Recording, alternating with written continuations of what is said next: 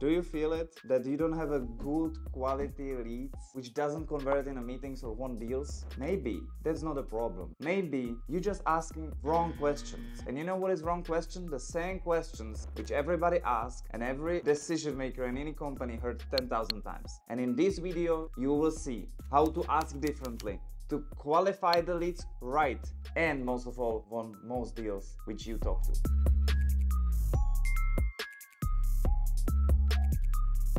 Hi guys, I'm CEO of Prodator, #1 HR marketing agencies which empowers more than 400 companies across Europe in HR marketing. And in this video I will tell you how to qualify your sales nation, your sales team differently than just with a typical BANT or need. If you know BANT, it stands for budget, authority, need and timeline. Or need, basically same thing. Need is need, E economy, A authority, T as a time. So simply it's a framework of questions which qualify the prospect. But if you ask the same questions like everybody else, you sound scripted and he feels like you are interviewing the client, and then he put the wall which is preventing you from closing this person. The authenticity is not there. It's like, what's your budget for it? Who deciding about cooperation? This is so wrong, guys. You have to stop with it. And hopefully in this end of the video you will know better way how to ask correct questions to get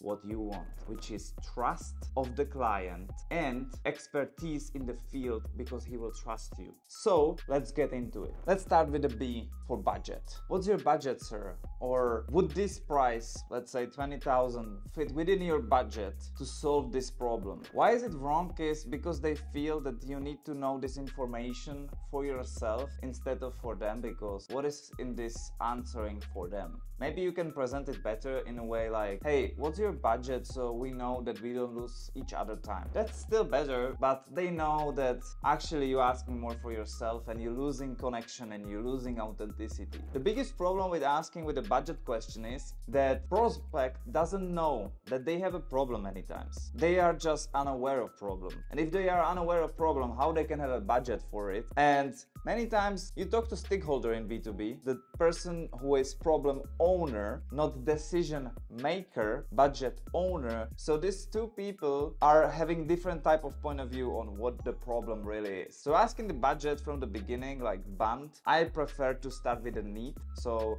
it's not budget, authority, need and time, but I rather prefer to start with a need, economy. So it's more authentic. But back to the topic, even if you're using BANT, you can do it, but you have to feel the connection with the client and prospect. So maybe you can interrogate him a little bit differently, like, what did you try within last 3 to 6 months to maybe hire more people for this position which you are missing currently a lot? That could be better, because then they tell you, oh, we tried staffing agencies, or oh, we tried, for example, some different marketing company. Okay. And if they didn't try anything, then they're telling you bullshit because that they want to solve it, or they were not solved in a way of qualifying questions enough so they could understand, oh, the problem is bigger enough that they will be okay to pay for this gap. Another question which you can ask for the budget is, oh, staffing agencies. It has to be like non-verbal, like crazy, like, wow, staffing agencies, that's expensive. Then you have to pay double of the salaries. Is it worth it to you? Or why is it worth it for you to pay double of the salaries? And then they tell you the story, what is it about, and that's it. Same with the HR marketing or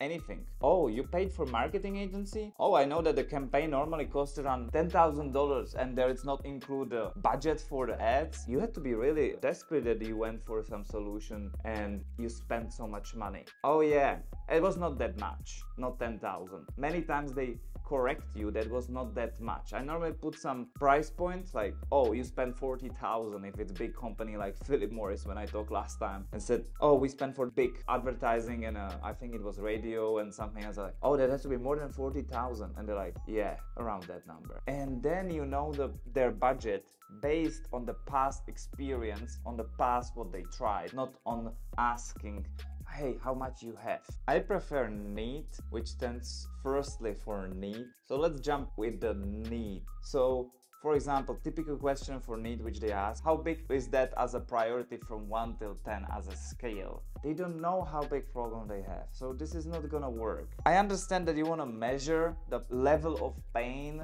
but the best way to measure it is how much you're losing by not having it solved. But what is even bigger problem to see is their emotion with it. And some people are more rational, some are more emotional, some people doesn't want to share how they feel because you don't have a connection with them. The framework should lead to bigger connection because you feel them. So instead of how big priority is it to solve it for you now, it's still on a surface. It doesn't go under the surface. Where is the roots of the problem and how big problem it is? So maybe better question may be, sir, what did you try within the last 2 months to solve it? And then they tell you, oh, we went with staffing agency. And then is economy automatically there? Really? Wow, staffing agency has to be very expensive. I know they pay double of salary. Did you pay 2 salaries per person or 1? And like, oh, just 1. Oh, so you got the good deal. Why it didn't work out? You feel that it's normal conversation, which is about other person, and they don't put the wall. So this is about need and authority. Authority. Who else deciding? I have to laugh because imagine that you are not deciding about it because you're HR, you don't have a budget, and then you say, oh, my boss. It's putting you down. Many times I get across to people which said they deciding and they didn't. So they don't want to lose the face in front of you. So who else deciding is not the best way how to get that information. Firstly, if you are talking to problem owner in the meeting to get to the goalkeeper, to the decision maker, many times in the end of the meeting I ask, hey, based on what you heard, if it would be up to you, would you go for this solution? Many times they said yes. Then you know they are not decision makers, otherwise they would not be so straightforward with you. Decision makers negotiate. They'll be like, yes, but let's talk about the price, let's talk about the conditions, etc. They are skilled in negotiation. So then you are confirmed that it's not the decision maker. So you don't have to even ask, but if you have to, is, hey, can you confirm the order? Or you need to talk to somebody else who will confirm the order. So then you are just mapping where we are in the conversation, and it's much better if you can confirm it's normal question which is related to do any business. But who else deciding is like, again, creating the wall and the space between you and the prospect. And then we have a T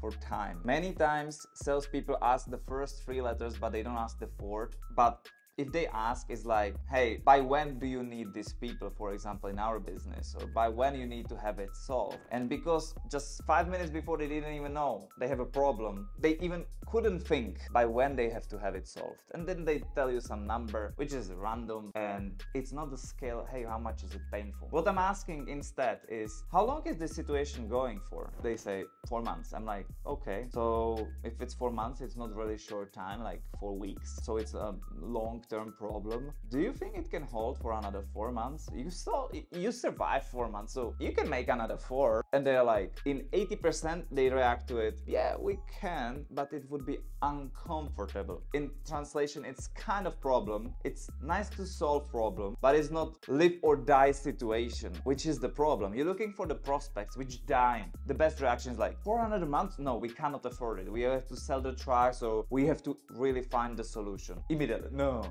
And that's what you're looking for. So don't ask by when you need it solved. Ask, hey, if it's not gonna be solved with the same amount of time which you are already in this situation for, how is it gonna look like? And then they tell you straight away. Guys, this is the end of the video, so you can shut it down, you can go home if you are not there. But if you wanna in next video to see how I'm handling your objection, in the description section there is link on 2 questions where you can put objection number 1, objection number 2, and your email and name. If you put it there correctly, I will take your objection and I will handle it on the camera next time, because there is many things which you may not handle that correctly as you think. And it's not just the framework asking the question, but handling the objection right away. And I would love to share my experiences on it. So see you in next video.